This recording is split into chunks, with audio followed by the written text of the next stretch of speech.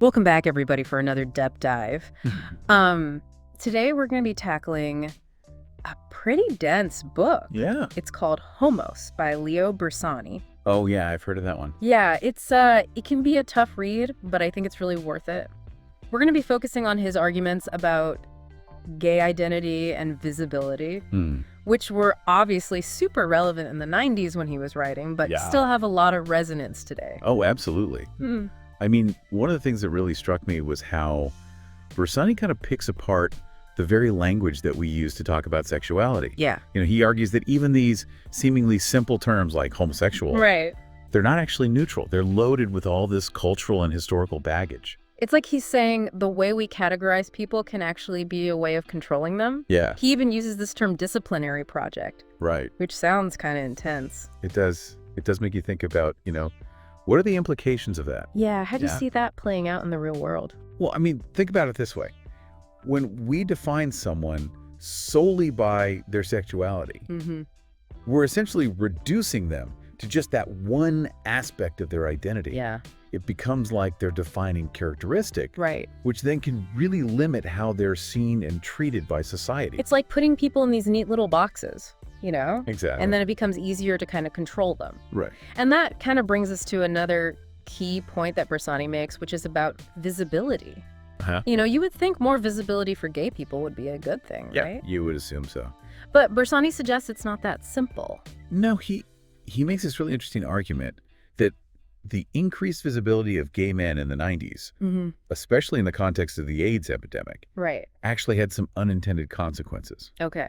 So on the one hand, it brought more awareness, Sure. but on the other hand, it kind of turned gay men into these objects of both sympathy and this kind of morbid curiosity. Yeah, that makes sense. I remember seeing those news reports back then, talking about AIDS as like the gay plague, almost like it was something totally separate from the rest of society. Exactly. And Bersani even points to this report from the National Research Council that predicted that AIDS wouldn't actually have a major impact on most Americans. Wow. Because it was contained within these marginalized groups. Right. And the language they use is actually pretty disturbing. Really? They call these groups socially invisible. So it's like this invisibility, this sense that certain groups are somehow other. Right. Actually made it easier for people to ignore the crisis. Yeah. It's a chilling thought. It really is. And it makes you wonder, can visibility ever be truly empowering? Or are we always at risk of becoming, spectacles, objects of the gaze? That's the paradox that Bersani's highlighting.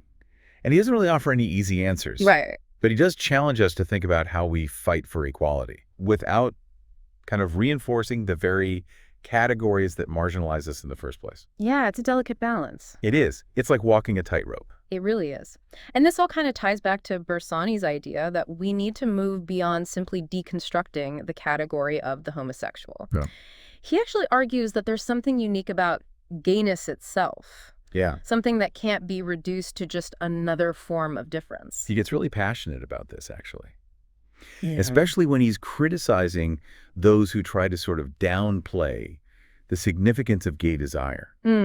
He sees those attempts as kind of erasing the specific experiences and challenges that come with being gay. Yeah. It's not just about, liking broccoli over Brussels sprouts. Right. Like some people try to suggest. That's an interesting analogy. Right. It seems like he's saying that we need to acknowledge the specificity of gayness, not trying to make it fit into some pre-existing framework. Exactly. But then how do we avoid essentializing gay identity? Right. How do we recognize the importance of these experiences?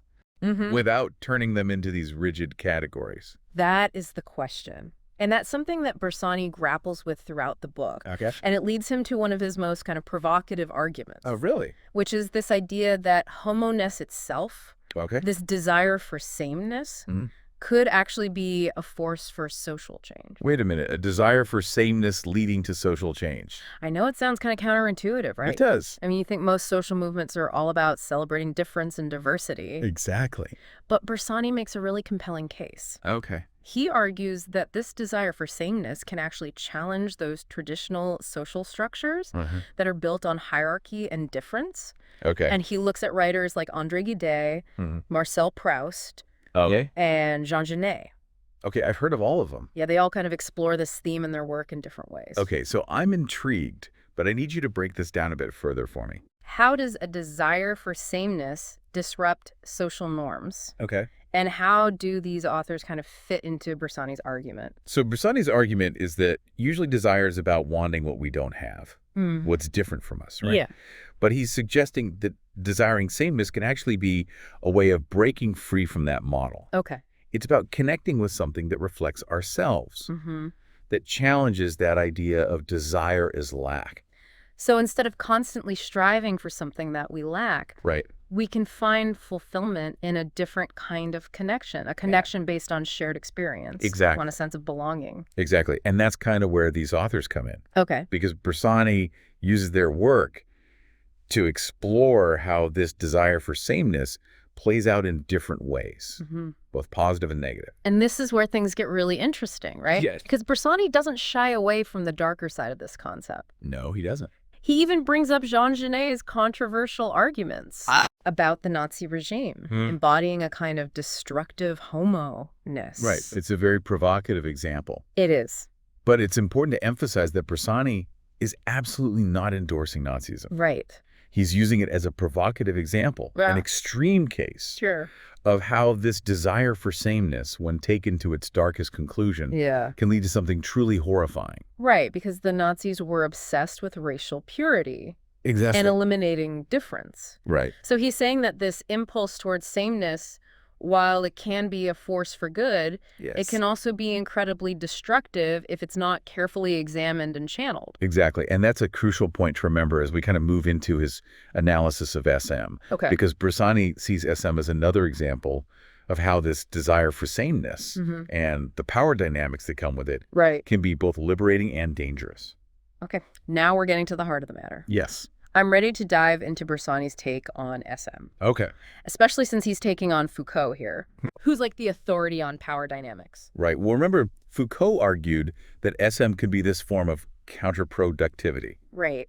A way of challenging the way that society regulates pleasure. But Bersani suggests that it might not be that simple. Okay. He argues that SM, by turning power into a game, could actually be reinforcing those very structures it's trying to subvert. So he's saying that even something as seemingly transgressive as SM can be co-opted by the dominant power structure. Exactly. Exactly. He even suggests that SM might be a way of kind of derealizing authoritarian structures, making them seem less threatening by turning them into a kind of erotic performance. So it's like he's saying that SM, while it might offer this kind of temporary escape or release, might not actually be a path to true liberation. That's a really insightful way to put it. And it's a point that Bersani drives home with this incredibly powerful quote. Okay, let's hear it. He writes, SM profoundly, and in spite of itself, argues for the continuity between political structures of oppression and the body's erotic economy. Wow, that's a dense quote. But I think I'm starting to grasp what he's getting at. He's saying that our personal fantasies, even those that seem rebellious or transgressive, can't be separated from the larger systems of power that shape our world. You're getting it. And that raises a really important question. Okay, what's that? If our desires are always entangled with power, how can we even imagine creating a different kind of society? Right. One that's less oppressive and more equitable? That's a huge question, and I have a feeling Bersani doesn't offer any easy answers. He doesn't. But he does give us a framework for thinking about these complex issues. Okay. He challenges us to examine our desires, to understand how they're shaped by power, and to find ways to resist those structures that limit our potential. It sounds like he's calling for a really radical rethinking of how we approach desire itself. Exactly. And that's what makes his work so challenging and so rewarding. He's not giving us a blueprint for revolution. Right. But he's pushing us to think critically and creatively about how we can create a more just and fulfilling world. It's about recognizing the power of desire, both its potential for liberation and its potential for harm. Precisely. And I think that's a perfect place to pause for now. Okay. We've covered a lot of ground, and I'm sure our listener has a lot to digest. I feel like we need to take a deep breath after all that. I know, right? Bersani really throws a lot at you in Homos. He does. We've talked about identity, visibility, desire, power dynamics. Yeah. It's a lot to wrap your head around. It is. And what I think is so interesting is how he manages to weave all of these like seemingly disparate ideas together under this umbrella of homo-ness. Right. It's like he's creating this whole new vocabulary for understanding the complexities of gay experience. And he's not afraid to embrace the contradictions, right? Not at all. He acknowledges that homo-ness can be a force for both liberation and destruction, that it can challenge norms, but also be used to reinforce them. Right. It's that push and pull that I find so fascinating. Me too. It's not about finding easy answers or simple solutions. Right. It's about grappling with those complexities. Yeah. Sitting with the discomfort and recognizing the potential for both good and bad.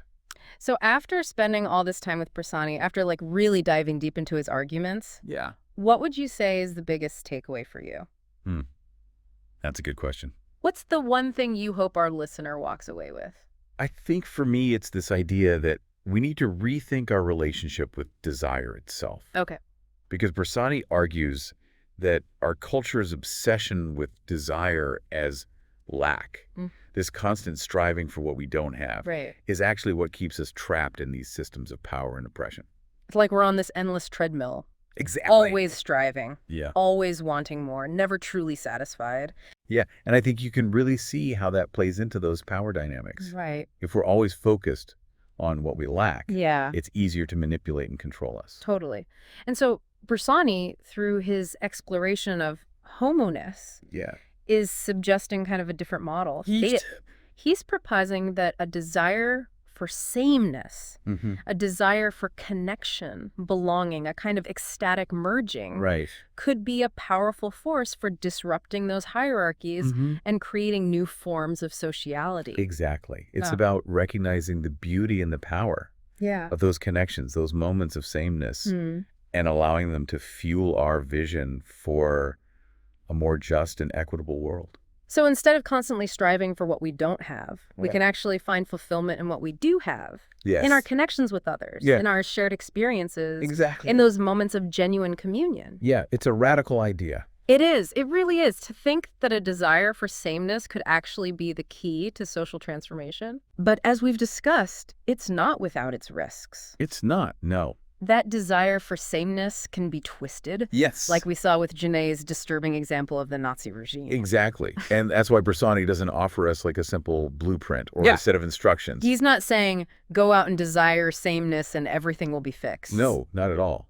It's much more nuanced than that. Yeah. He's giving us a framework for thinking about these complex issues, for recognizing the potential of homo-ness while also acknowledging its potential dangers. So it's about navigating that tension, that push and pull between the positive and negative aspects of this desire for sameness.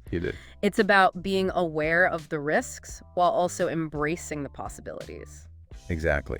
And that's why I think Bersani's work is so relevant today. Yeah.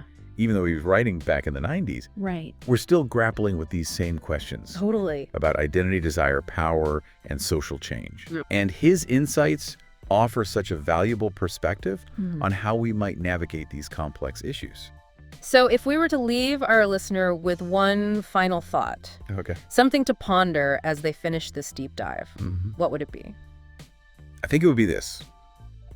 If homo-ness can be a force for both destruction and creation, how can we harness its potential for positive social transformation? No, that's a great question. How can we build a world that embraces difference without erasing the specific experiences and desires that make us who we are? Right. These are questions that Bersani doesn't answer for us. Yeah. But he equips us with the tools to start asking them, to start imagining new possibilities for ourselves and for the world that we want to create. I love that. That's beautifully said. It's a call to action. It is. An invitation to think critically, and a reminder that the work of creating a more just and equitable world is an ongoing process. Absolutely. It's a journey, not a destination. It is. And Homos by Leo Bersani gives us a really powerful map for navigating that journey. I think so. So to our listener, we encourage you to continue exploring these questions. Yes. To challenge assumptions, to embrace the complexities, and to never stop imagining a better future. Couldn't have said it better myself. Thanks for joining us on this deep dive.